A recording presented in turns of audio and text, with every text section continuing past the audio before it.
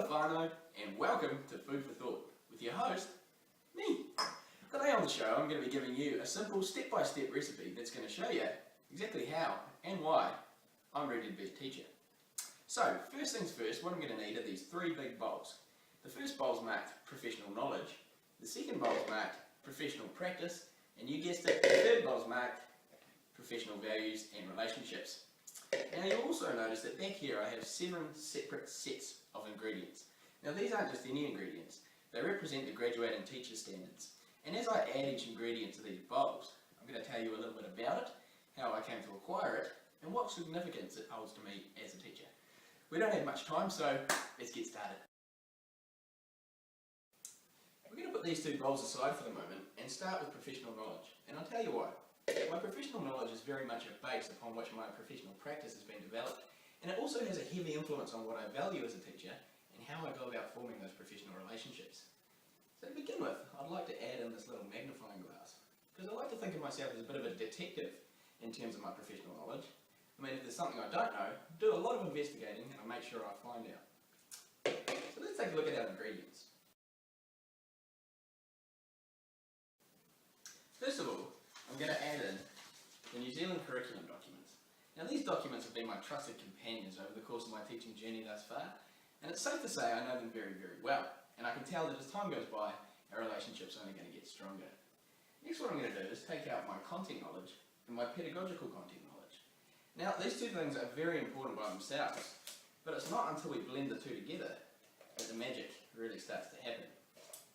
Shulman once suggested that the blending of content knowledge and pedagogical content knowledge creates an understanding of how particular topics, issues or problems are organised and adapted to meet the diverse interests and abilities of learners, and thus best presented for instruction by teachers. And I'll tell you what, I couldn't agree with the guy more. I feel that it's my responsibility as a teacher to always be expanding my pedagogical content knowledge and my content knowledge in order to best meet the needs of my students. I'd also like to add in this annotated bibliography.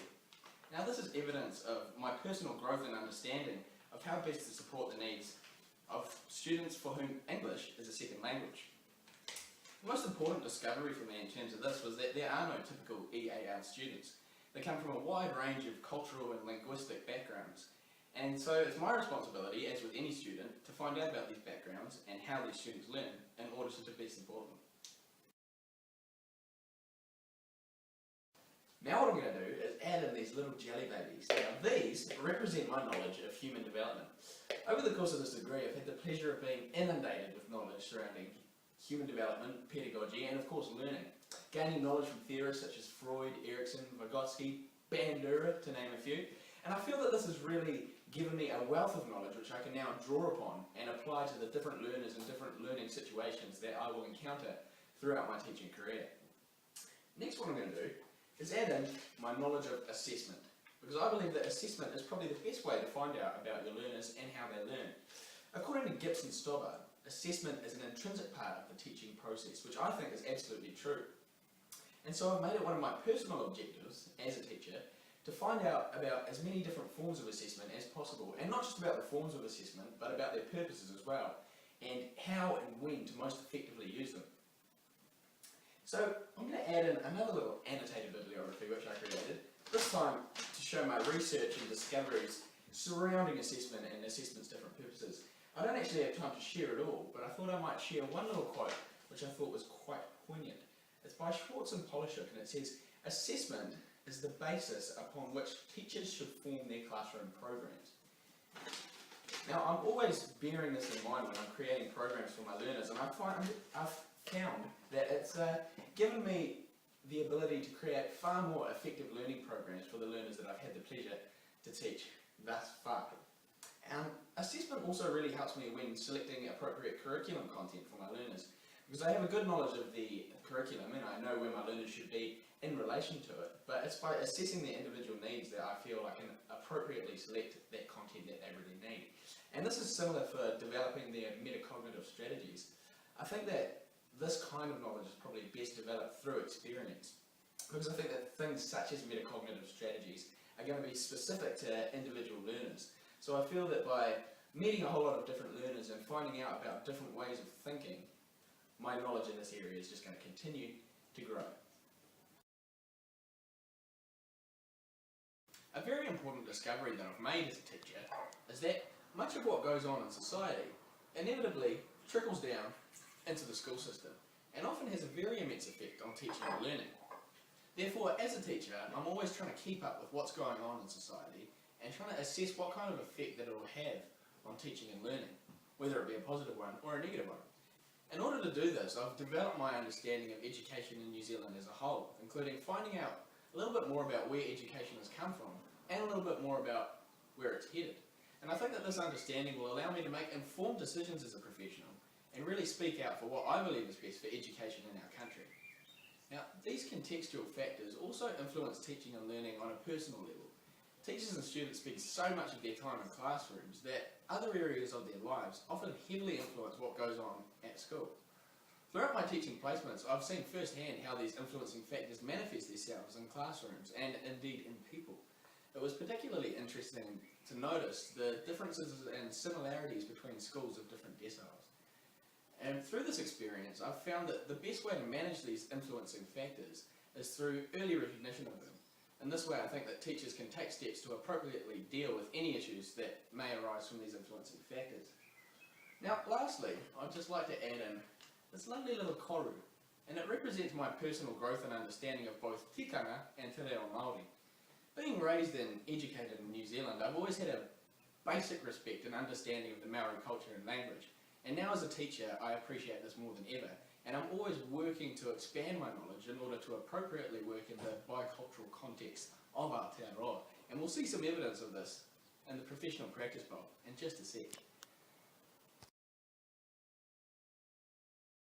We're going to put professional knowledge to a side for the moment and let it simmer while we move on to the professional practice bowl. Now this is where things really start to get exciting. This is where I get to show you that I actually know how to use my professional knowledge. So here we go, quick fire.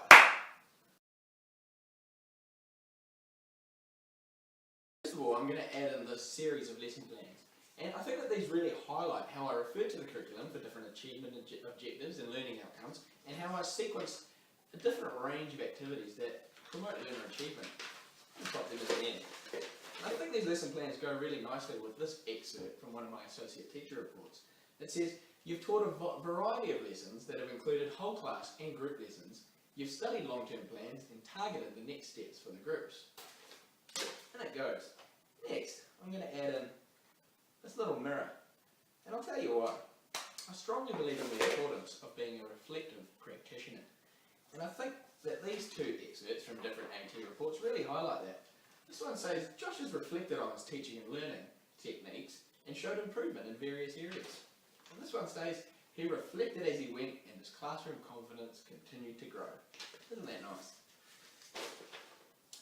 Now these two excerpts from different AT reports show how I set high expectations of my learners and create a nice safe environment for them. This one says, your expectations of what the students were expected to achieve were very good. And this one says, students have been encouraged to give their best. Similarly, this one says, you've been aware of the multicultural makeup of the class and treated all students with kindness and consideration. Now this one is to do with assessment and how I use assessment in my practice. It says, Josh has had the opportunity to carry out a range of assessments, and his reflections show that he understands the importance thereof. He now understands why assessment information is so helpful in planning and has used it to guide students towards achieving their goals. And finally, I'd just like to add in this little number. This is what we were talking about before in the professional knowledge bowl. It says, Joshua blended te reo into the daily program with ease and confidence. We're going to pop that in there. It's going to give us that nice multicultural flavour that's typical of our Aotearoa New Zealand.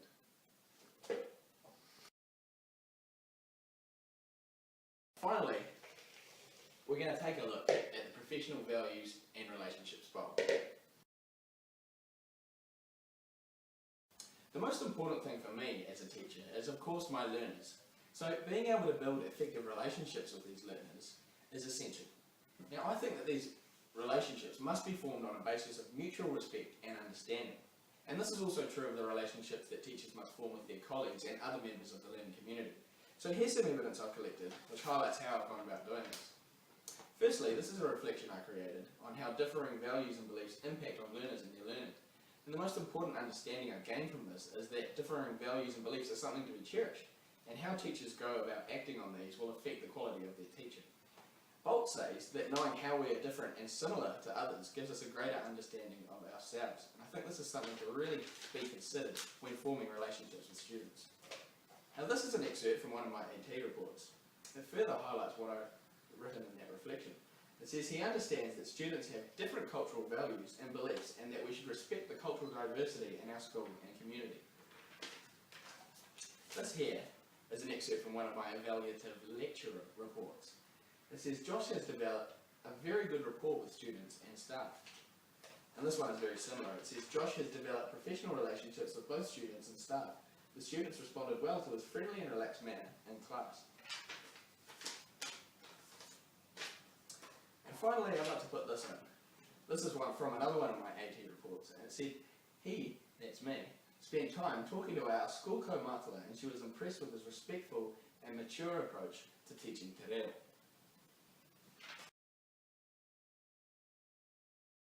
I believe that values and relationships are pretty much the basis of the teaching profession. Rath, Harman and Simon support this by explaining that in order to succeed in this profession, a teacher must accept the profession unconditionally and practice it with love and passion. And this is something which I'm absolutely prepared to do. I realise that teachers are vested with a great deal of public trust, and hence I'll always strive to model and practice the positive values that are accepted in society and use these to teach my learners. Now that we've got our 3 bowls ready, I'm going to mix them all together in this, which represents me as a teacher.